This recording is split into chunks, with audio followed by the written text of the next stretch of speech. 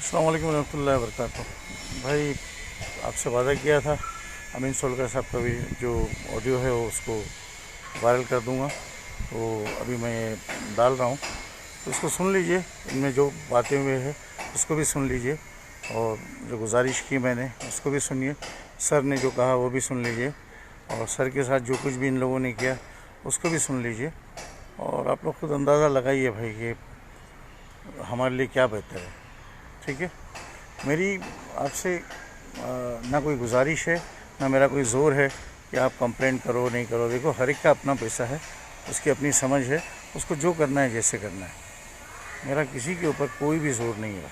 ठीक है भाई, और अल्लाह आप सबको सलामत रखे, हम सबका पैसा मिल जाए भाई, और नवेरा शेख भी आज़ाद हो जाए और अपने घर चली जाए और सुकून से रहे। और अल्लाह अगर पसंद फरमाए तो उसकी इज़्ज़त और मर्तबा जो उसने खो दिया है, अल्लाह वो भी उसको वापस दिला दे। ये मेरी उसके लिए दुआ है। और हम इन्वेस्टर्स जो हैं भाई, सिर्फ अपना पैसा चाहते हैं, क्योंकि हम बहुत अपनी मेहनतों का और मुशक्क़तों का पैसा इसके हवाले किए हैं। तो अल्लाह से गुजारिश करता हूँ और दुआ करता हूँ कि हम सब का पैसा मिल जाए। और आप सबसे गुजारिश है कि भाई फ़ुज़ूल बातों में मत पड़िए। और अगर आप लोग कहेंगे, आप लोग अगर कह देंगे, तो इस वीडियो के बाद या ये ऑडियो जो मैं डाल रहा हूँ अभी, इसके बाद अगर आप कह देंगे कि चाचा आप खामोश हो जाओ, आपके बोलने से हमारी उम्मीदें टूटती हैं, तो बेटा, मेरी बहनें, बेटियों, मैं और इंशाअल्लाह यूनुस को भी मैं मना लूँगा। हम दोनों में से कोई भी वीडियो नहीं बनाएगा इंशाअल्लाह। जैसे पहले भी यूनुस से एक बार मैंने वादा लिया था, फिर से उससे वादा ले लूँगा और फिर कोई वीडियो नहीं बनाएगा। ठीक है भाई, तो मुझे अपनी राय से ज़रूर नवाजिएगा। पहले ये वीडियो आप देख लीजिए, ठीक है। हेलो, अस्सलाम वालेकुम रहमतुल्लाह। वालेकुम सलाम रहमतुल्लाहि व बरकातहू। जी बोलिए। जी, मोहम्मद करीम बोल रहा हूँ सर। जी जी बोलिए। सर, मैं दरअसल 2-4 रोज से कोशिश कर रहा था कि आपसे एक बार बात हो जाए। जी दरअसल ये नवेरा शेख का जो मामला है सर, तो जी ये हम में से किसी की भी समझ में नहीं आता कि इसमें सस्पेंस क्या है। एक ज़माने में जब मैं इनको आज़ाद कराने की बहुत ज़्यादा जद्दोजहद कर रहा था, तो उस वक़्त है ना, जी। अमीन सर ये लोग मेरे को पैसा ऑफ़र कर रहे थे कि आपका पैसा ले लो। हाँ तो मैं दीवाना आदमी, मैं ये कह रहा था कि भाई आप हाँ आने वाली है ना, तो वो तो नफ़े के साथ देगी। तुम तो मेरे मुद्दल में से भी वो पैसा काट रहे हो जो तुमने दिया है पहले मेरे को। ठीक है कि मैंने पैसा छोड़ दिया हाँ सर। तो जैसे ही हाँ इनके सर से ये मतलब ये टेंशन खत्म हुई कि अब मैं किसी के पास जाऊंगा, जैसे शाहबाज के यहाँ गया और अवैसी साहब के पास गया, अमजदुल्ला खान के पास गया, तो वो जैसे सब मामले खत्म हो गए, तो फिर इन्होंने वो ऑफर भी बंद कर दी मेरे से, वो बातचीत भी बंद कर दी। अब मैं भी बाकी लोगों की तरह इनके पीछे भटक भटक के तंग आ गया। तो हम सोच रहे थे सर कि आपसे मुलाकात करेंगे। तो फिर कल मुझे किसी ने बताया कि आपसे बात हो गई और कोई चांसेस नहीं है उसके छूटने के। तो बिल्कुल कोई चांस ही नहीं है सर इनका कि इनको बाहर लाया जा सके, क्योंकि हजारों लोग सर उम्मीद पे बैठे हुए हैं। नहीं नहीं, आज तो देखो, एक चीज है, मैंने उनको ये, उन्होंने क्या मेरे को पूछे थे जी कि अभी अभी इस हालत में चांसेस है क्या कोच? तो मैं बोला इस हालत में चांसेस नहीं, क्योंकि अप्रैल के 30 तारीख तक कोर्ट सब बंद है। जी सर।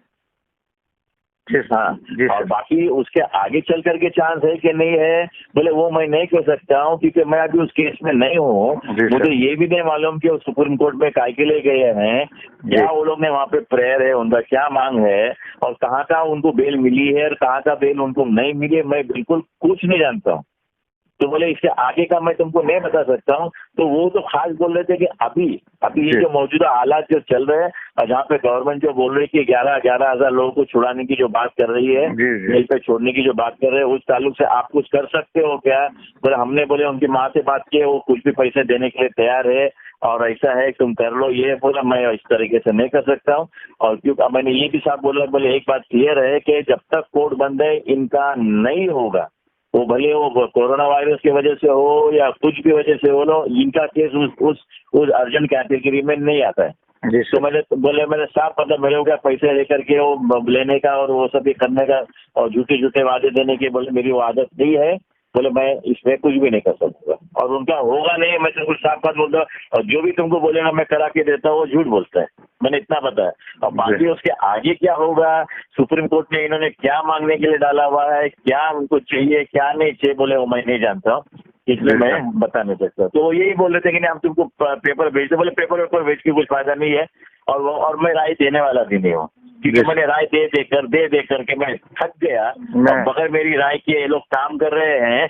अब जो लोग इनको बोले थे हम काम करा के देंगे, अब उनके पास से काम होने दो, और भले वो खराब अगर हो रहा है तो मैं अभी उस चीज को बिगड़ी हुई चीज को मैं वापस मैं बना नहीं सकूंगा।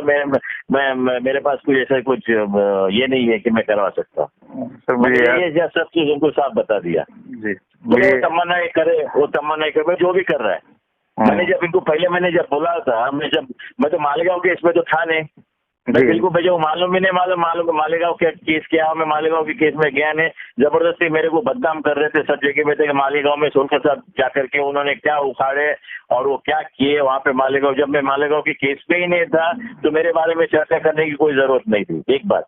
दूसरी बात, मैं बुल्डाना के अंदर उस आदमी से कितने मरतबा मीटिंग किया था, बुल्डाना में मैं एक भी केस नहीं किसी ने कंप्लेंट किया था। और जब तक मैं था मैंने सब लोग मेरे को फोन करके पूछे थे, सब लोग को मैंने रोका, किसी ने कोई कंप्लेंट फाइल नहीं किया था। मैं जब तक था मैं तब तक लोगों को रोक दिया था।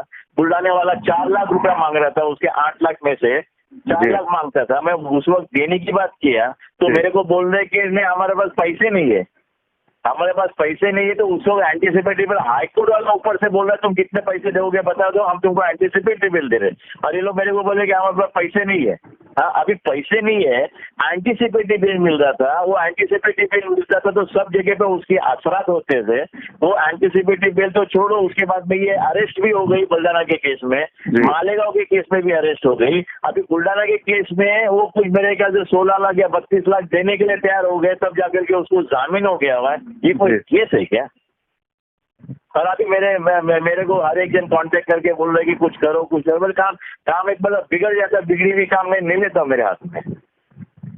और खास तौर पे अभी आपको याद होगा सुप्रीम कोर्ट के लिए मैं बोल के थक गया। मैंने जाकर के जब वहाँ के वकीलों से बात किया था, सब कुछ किया था जी। अब ये लोग जब नहीं वो लोग का पता नहीं कौन बता रहा था कि हम करा के देंगे, ये करा के देंगे, था उसको मैं क्या कर सकता हूँ? नहीं सर, मैं सिर्फ 2 मिनट में अपनी बात पूरी कर लेता हूँ। आज भी जो है सर, उनकी तरफ से जितनी भी उनकी एक्टिविटी है वो सब सस्पेंस है। वो किसी भी इन्वेस्टर की समझ में नहीं आ रही। हम बेजार हैं, हम लाचार हो गए हैं, हालात हम पे ऐसे आ गए हैं कि हमको हमारा पैसा चाहिए। वरना उनके 3 अल्फाज शुरू से आज तक कि मैं छूटूंगी, अकाउंट डिफ्रीज होंगे, मैं पैसा दूंगी। तो कब छूटोगी माँ? कितने लोग गुजर गए और कितने जनाजों पे आप खड़े रहोगी और फिर निकलोगी बाहर और फिर दोगी पैसा? हाँ, तो हम लोगों ने ये तय किया कि भाई हम लोग मिलके, आपका नाम भी सर मैंने ही लिया है, मुझे माफ कीजिए, अमीन सोलकर साहब के बारे में ही बार बार मैंने कहा कि भाई वो आदमी पूरी हिस्ट्री जानते हैं इस केस की। और कई बार मेरी आपसे बात हुई थी सर, पहले मैंने बताया कि बुल्डाना के केस में भी उनको बहुत परेशानी हुई और वो आदमी सेटल हो रहा था। आपको मैं बता दूं सर, ये बात शायद आपको याद नहीं होगी, मैं 5 लाख रुपया दे रहा था अपनी तरफ से कि ये बुल्डाना का जो FIR है कैंसिल करते। इससे पहले एक शमीम का FIR मैंने कैंसिल करवाने के लिए कोशिश किया था। तो ये बुल्डाना की FIR के लिए जब मैं 5 लाख रुपया दे रहा था तो अब्दुल अजीज ने मेरे को मना किया कि नहीं चाचा ये काम नहीं करना, बोले 1 को दोगे तो 10 मांगेंगे। तो मैं बोला जो दिया है पैसा वही मांगेगा ना भाई, तो आपा बाहर आएगी तो सबको देने का बोल रही है। 5 लाख रुपया हाजी साहब मैं दे रहा था अपनी तरफ से। अरे बाबा उसको दे लेते थे, विड्रॉ करता किसी को अपन मैं तो उससे यही बात किया था कि तू बताना नहीं कि तेरे को पैसे मिले। जी बोले मैं मेरे जेब से तेरे को पैसे दे रहा हूँ मैं जी, लेकिन तू केस विड्रॉ कर दे और बताना भी नहीं कि तेरे को पैसे मिले हैं। जी सर, अब क्या बोलने का है लोग ने शुरू में इतना बिगाड़ा इसको सर, और अभी भी कुछ भी समझ में नहीं आ रहा है। और अभी ऐसा है कि मामला अटक किया हुआ है ना, तब मेरे को उन्होंने फोन किए थे तो मैंने बोला कि अब वो भी मुझे यही बोले थे कि ये कोरोना वायरस की वजह से जो 11,000 कैदियों को जो छुड़ाने का जो चल रहा है उसके अंदर आप कुछ कर सकते हो क्या? आपके जो भी पैसे हम देने के लिए तैयार, बोले माफ करना। बोले मैं उस तरीके से पहली बात तो पैसे नहीं लेता हूँ, मेरी जो फीस रहती है वही मैं फीस लेता हूँ। और दूसरी बात रही है कि इस माहौल में इनका जो है ये इकोनॉमिकल ऑफेंस है। इकोनॉमिकल ऑफेंस उस कैटेगरी में नहीं आता है। तो क्लियर कट लिखा हुआ है कि इकोनॉमिकल ऑफेंस के अंदर इनको बेल नहीं मिलेगी, तो इनको बेल मिलने के चांसेस नहीं है। और वो मैं बोलता ये जो चीज है जो आपका हैंडल कर रहा है ना, सुप्रीम कोर्ट में जो भी हैंडल कर रहा है ना, उसको पूछो ना कि भाई तुमने प्रेयर क्या मांगे हो वहाँ पे, और अगर वहाँ पे अगर हो सकते तो उसको पूछो, वो करा के देगा तुमको, मैं कैसे करा के दे सकता हूँ? सर कोई भी अपडेट नहीं देता, कोई बात नहीं करता, मतलब इन्वेस्टर को इन्होंने उठा के फेंक दिया, पैसा ले लिया, सारे रिश्तेदार गायब हो गए, नवेरा अकेली है, और वो भी अब किसी इन्वेस्टर से बात नहीं करना चाहती, बात करना ही नहीं चाहते हो। अभी इसको क्या कर सकते हैं? अभी मैंने आप लोग के इन्वेस्टर लोग को तो मैं जाकर के पूना के अंदर मीटिंग करवाया था, इतना अच्छी तरीके से पैसे जमा, आपने जितना काम किया मुझे सब याद है। जिस दिन आपने केस छोड़ा उस दिन भी आपने मुझे बताया था कि आपने क्यों केस छोड़ा, मुझे सब याद है सर।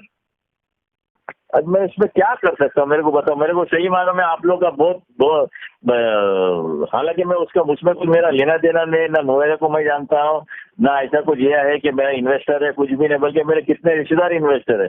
और मैं ये सोचता था कि वो निकलेगी बाहर, कौम की बात है, कौम की तो पैसे वापस से मिलना शुरू हो जाएंगे, बस उस हिसाब से मैं ये कर रहा था ना। तो सर अभी क्या कर सकते, कुछ भी नहीं कर सकते।